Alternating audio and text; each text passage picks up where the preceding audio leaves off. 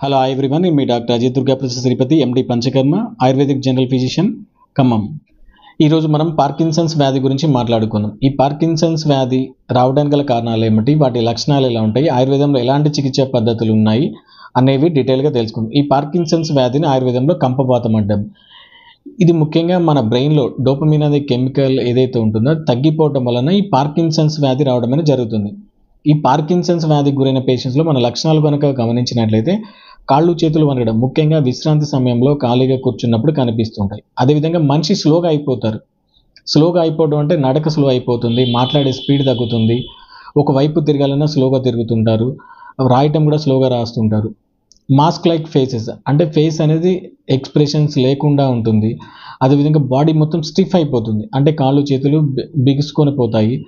అదేవిధంగా కనురెప్పలు ముయ్యడం అనేది తగ్గుతుంది.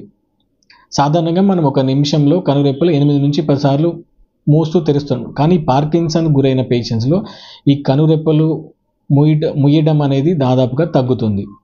అదేవిధంగా మనిషి ముందుకు వంగిపోయి నడుస్తుంటారు. అదేవిధంగా వెనక నుంచి ఎవరో నెడుతున్నట్టు ఫాస్ట్గా నడవడానికి ప్రయత్నించి బ్యాలెన్స్ తప్పి పడిపోతుంటారు. నిద్రలేమి సమస్యలు, యాంగ్జైటీ, మతిమరుపు, మూత్ర సంబంధిత సమస్యలు, మలబద్ధకం ఇలాంటి లక్షణాలు ఈ పార్కిన్సన్స్ వ్యాధికి గురైన పేషెంట్స్లో మనం చూస్తుంటాం.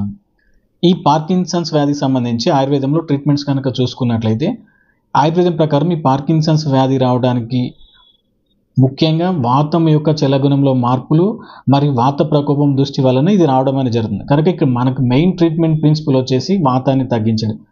ఎప్పుడైతే ఈ వాత ప్రకోపం అనేది పీక్ లెవెల్స్కి వెళ్ళిపోయిందో ఇతర దోషాలు, ధాతువులు, ఇమ్యూనిటీ అనేది వీక్ అయిపోయింది.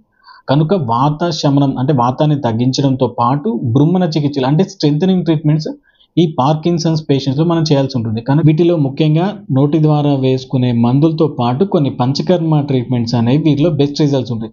వీటిలో ముఖ్యంగా అభ్యంగ ట్రీట్మెంట్, స్వేద ట్రీట్మెంట్, షష్టిక శాలిపిండ స్వేద ట్రీట్మెంట్, దారా ట్రీట్మెంట్, పత్రపొటలి స్వేద ట్రీట్మెంట్, వస్తి ట్రీట్మెంట్, క్షీరోదార ట్రీట్మెంట్. ఉదాహరణకు మన అభ్యంగ ట్రీట్మెంట్స్ కనుక చూసుకున్నట్లయితే ఇది వాతాన్ని తగ్గించడానికి, బలాన్ని చేకూర్చడానికి, స్టిఫ్నెస్ని తగ్గించడానికి హెల్ప్ అవుతుంది. అదేవిధంగా స్వేద ట్రీట్మెంట్ కనుక చూసుకున్నట్లయితే ఆ స్టిఫ్నెస్ని తగ్గించడానికి, ఆ హెవీనెస్ని తగ్గించడానికి, పార్కిన్సన్స్ పేషెంట్ చల్లగాల్లో తిరిగినప్పుడు ఇంకా స్టిఫ్ అయిపోతుంది, దాన్ని తగ్గించడానికి ఈ స్వేద ట్రీట్మెంట్ అనేది హెల్ప్ అవుతుంది.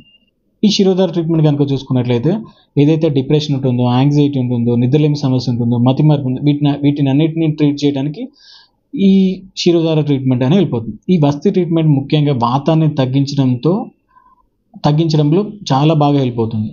ఎప్పుడైతే ఈ వాతం తగ్గిందో ఇతర దోషాలు, ధాతువులు అన్నీ నార్మల్ లెవెల్లో మెయింటైన్ అవుతాయి. అదేవిధంగా ఈ వస్తి ట్రీట్మెంట్లో మనం ఏదైతే ఈ పార్కిన్సన్స్ రావడానికి కారణమైన లో డోపమిన్ లెవెల్స్ ఏదైతే ఉంటుందో వాటిని న్యాచురల్గా పెంచడానికి కొన్ని మోషన్ రూపంలో ఇవ్వడం అనేది జరుగుతుంది. ఇలా చెప్పుకుంటూ పోతే ప్రతి ట్రీట్మెంట్కి మల్టిపుల్ బెనిఫిట్స్ ఉంటాయి. అదేవిధంగా మా దగ్గరికి వచ్చిన ఓపీ పేషెంట్స్కి ఈ ట్రీట్మెంట్తో పాటు కొన్ని వాతాన్ని తగ్గించే అంటే పార్కిన్సన్స్ వ్యాధికి సంబంధించి ఈ డైట్ చార్ట్ ఇవ్వడం అనేది జరుగుతుంది. కనుక ఎవరైతే ఈ పార్కిన్సన్స్ వ్యాధితో బాధపడుతున్నారో మీ దగ్గరలో ఉన్న క్వాలిఫైడ్ ఎండి ఆయుర్వేదిక్ డాక్టర్ని సంప్రదించి తగు సలహాలు మరియు ట్రీట్మెంట్ తీసుకోవచ్చు, లేదా మమ్మల్ని ఆన్లైన్ కన్సల్టేషన్ ద్వారా కూడా సంప్రదించవచ్చు. Thank you all.